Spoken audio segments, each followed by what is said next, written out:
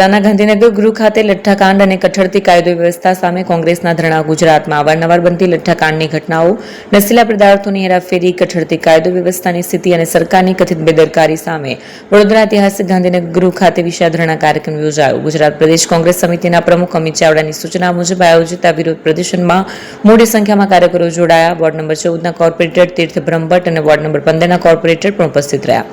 ધરણા દરમિયાન કોંગ્રેસના આગેવાનો અને કાર્યકરોએ ભાજપ સરકાર વિરુદ્ધ સૂત્રોચ્ચાર કરી આક્રોશ વ્યક્ત કર્યો.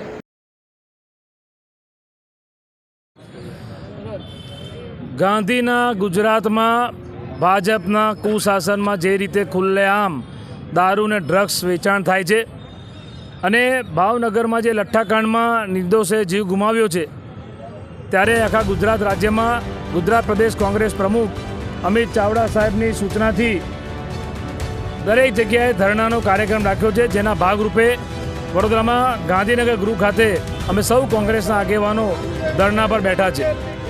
આપણે જો આ લઠ્ઠાકાંડની વાત કરીએ તો ભાજપના રાજમાં 2009માં અમદાવાદમાં થયું, 140 કરતાં વધારે લોકો મૃત્યુ પામ્યા.